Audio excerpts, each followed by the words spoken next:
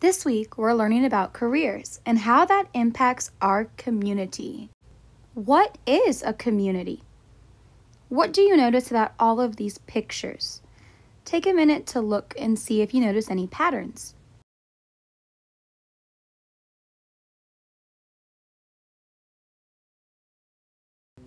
I see lots of people and people who are close together, maybe in a circle. There's also buildings. That says library, and it looks like those people are working together to recycle. I also see around the group of people someone who's presenting to them. That looks like a leader, maybe a teacher. We're going to learn about different leaders in our community that help us. So what is a community?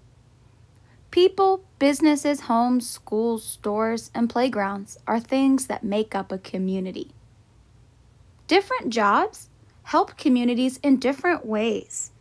The work people do can help our communities be safe and clean. Can you think of some jobs that help others be safe and clean? You might have thought of jobs such as a police officer, a firefighter, maybe a janitor. That makes me think, what's the difference between a job and a chore? How are jobs and chores the same? How are they different?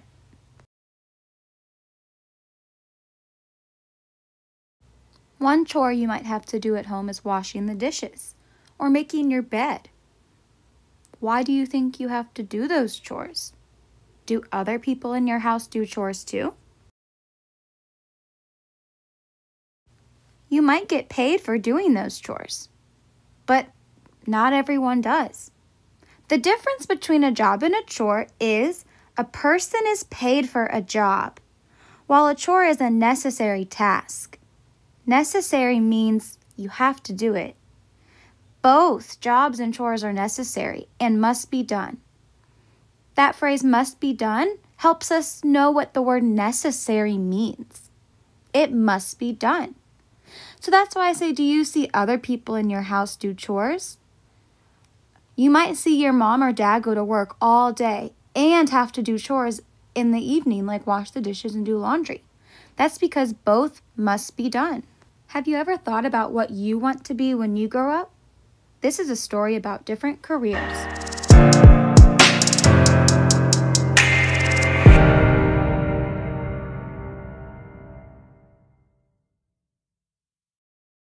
Reading Pioneers presents Career Day. Story by Anne Rockwell. Pictures by Lizzie Rockwell.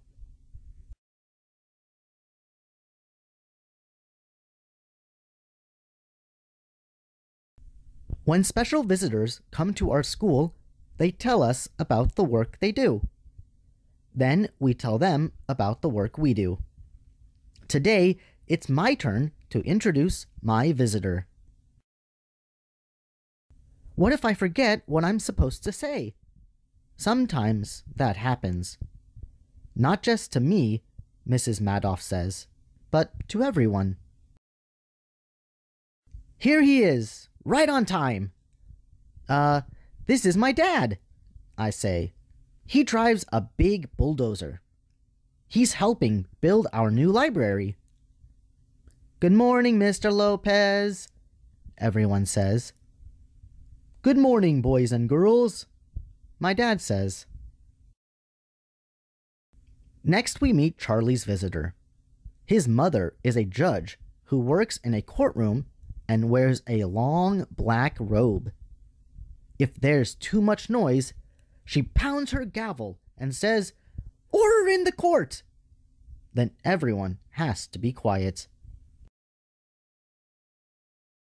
When Kate introduces her visitor, she says, "My dad plays bass in an orchestra at night.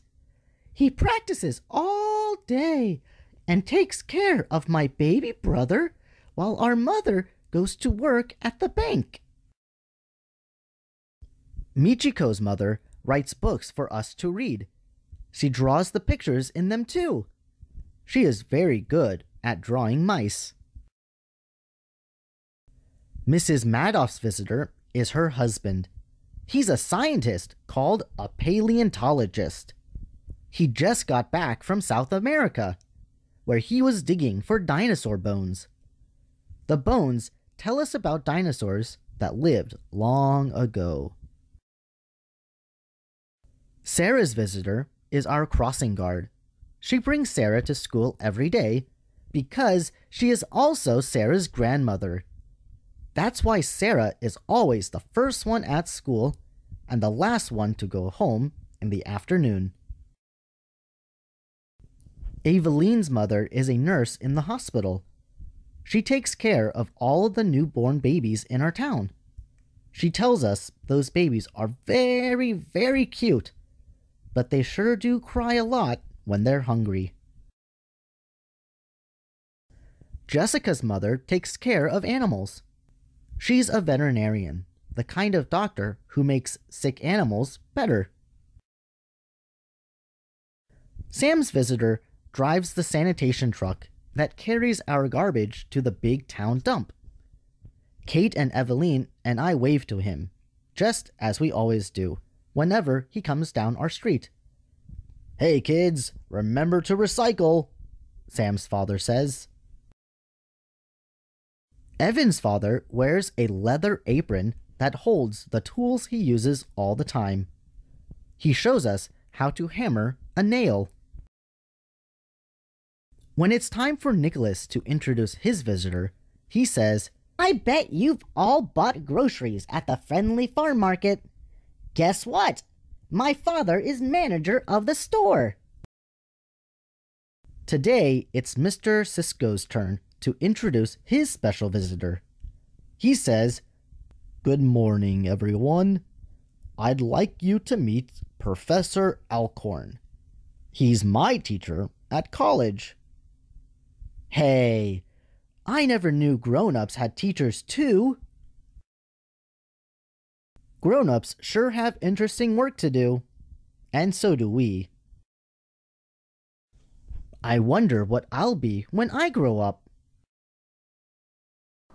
Thank you everyone for reading along with us today to the story Career Day. Children are the future of our society, and it's important for them to have a dream of a career that they want to have one day. Later this week, you'll get to draw and write about what you want to be when you grow up. First, we're going to write a thank you note to a caretaker in your community, like a nurse. Nurses are very, very important right now and would love to get a thank you note. You can also think of other people from the story you could write a thank you note to.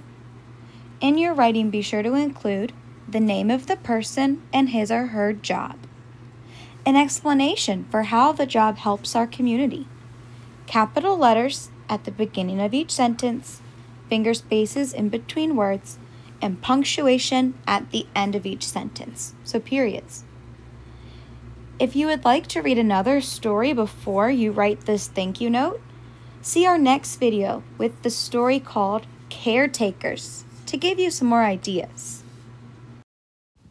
This is a real letter from a student in MNPS, our school district. It says, "Dear MNPS food delivery site employees." A lot of you go there to get some games and art supplies and food. "My name is," and they blanked out the name for privacy. "I am a student at Glengarry Elementary School. I am writing to you today because you help us. Thank you for the hard work. You are so important to our community because you give us meals while we are out of school. Being positive during this time can look like hard, but it is easy. I spread positivity by spending time with my family. Your friend," and they sign their name. So this is absolutely something you can do. So this person said, thank you for the hard work and why their job is important to the community. He or she said, "Because you give us meals, you help us." So this is a really nice note you can use as an example.